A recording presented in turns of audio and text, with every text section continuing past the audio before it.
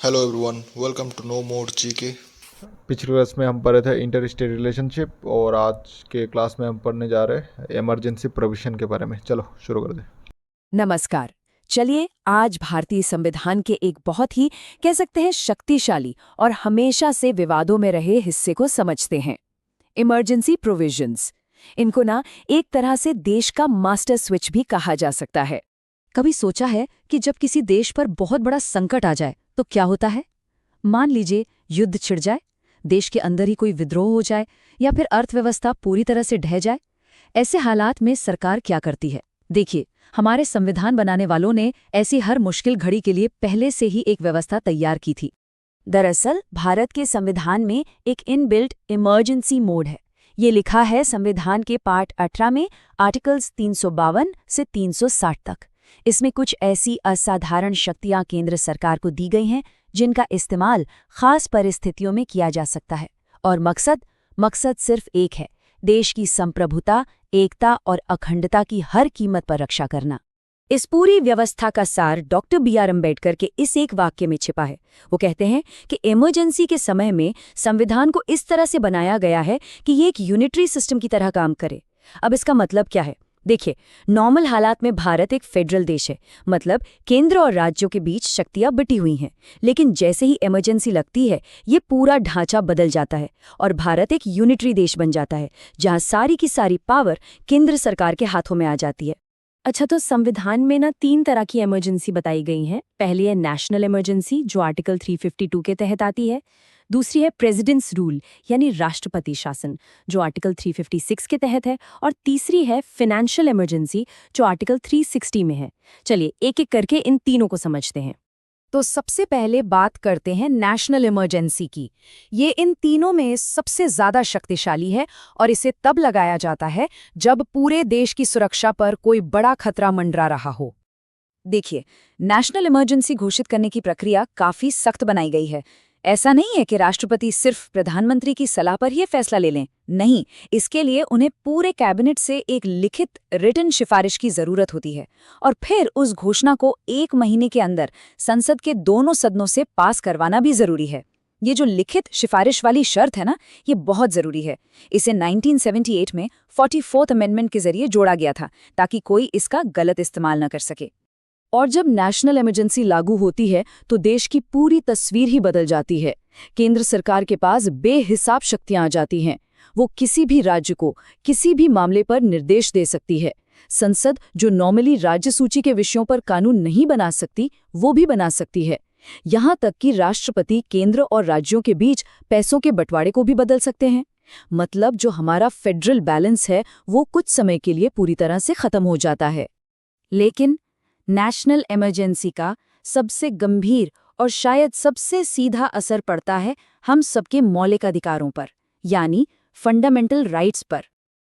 अब यहाँ 2 आर्टिकल्स को समझना बहुत जरूरी है, आर्टिकल 358 और 359। देखिए, आर्टिकल 358 कहता है कि जैसे ही युद्ध या बाहरी हमले के आधार पर इमरजेंसी लगती है, आर्टिकल 19 के तहत मिलने वाले 6 अधिकार अपने आप, मतलब ऑटोमेटिकली सस्पेंड हो जाते हैं। वहीं दूसरी तरफ आर्टिकल 359 राष्ट्रपति को ये पावर देता है कि वो एक अलग से ऑर्डर निकाल कर किसी भी और फंडामेंटल राइट को लागू करवाने के लिए कोर्ट जाने के अधिकार को सस्पेंड कर सकते हैं।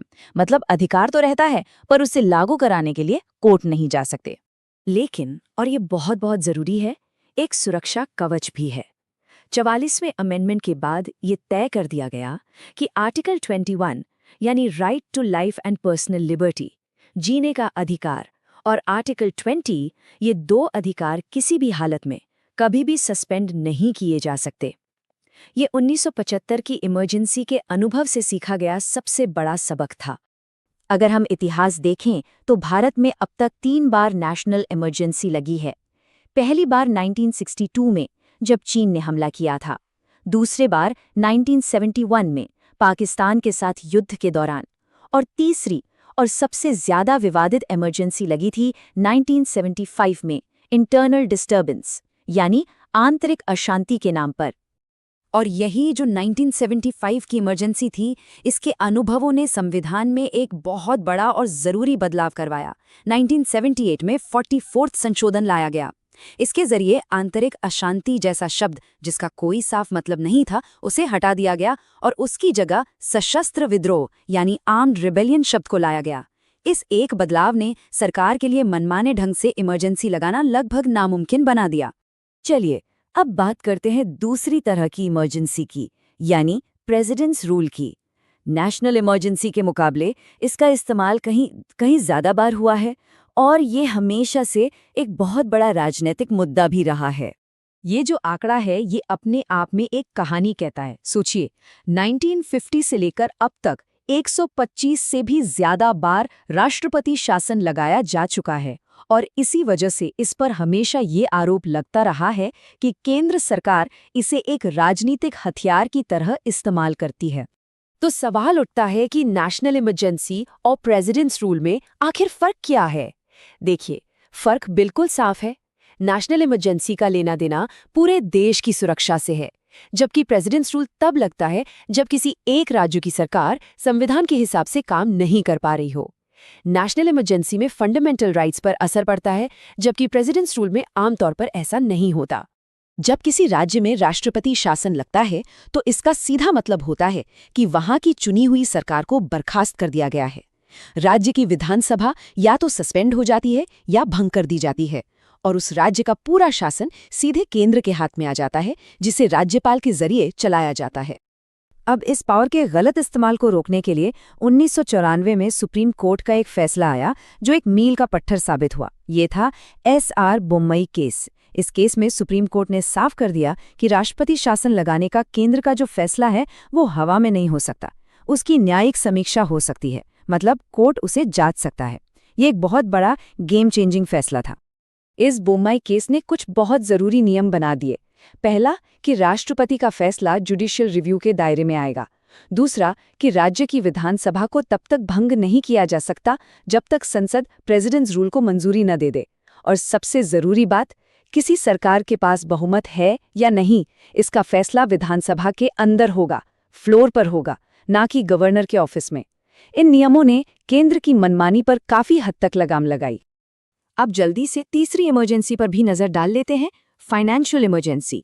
जैसा कि नाम से ही जाहिर है, ये तब लगाई जाती है जब देश की आर्थिक स्थिरता या क्रेडिट पर कोई बहुत बड़ा खतरा हो। अच्छी बात यह है कि भारत के इतिहास में आज तक इसकी जरूरत कभी नहीं पड़ी है। तो आखिर इन इमरजेंसी पावर्स को हम कैसे देखें? क्या ये जरूरी हैं या खतरनाक हैं? चलिए इस बहस के दोनों पहलुओं पर एक नजर डालते हैं।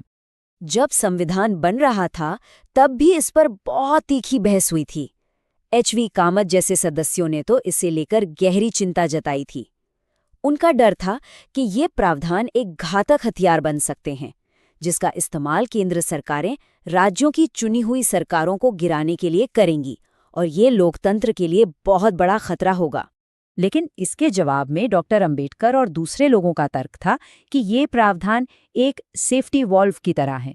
उनका मानना था कि कुछ असाधारण परिस्थितियों में देश की एकता, अखंडता और खुद संविधान को बचाने के लिए कुछ असाधारण शक्तियों की जरूरत पड़ती है। ये वही शक्तियां हैं। तो सवाल आज भी वही है, ये जो इमरजेंसी पावर्स हैं, ये देश के लिए एक जरूरी सुरक्षा कवच है या हमारे लोकतंत्र के लिए एक स्थायी खतरा? ये एक ऐसा सवाल है जो भारत के फेडरल स्ट्रक्चर और डेमोक्रेसी की आत्मा से जुड़ा है और इस पर बहस शायद हमेशा चलती रहेगी।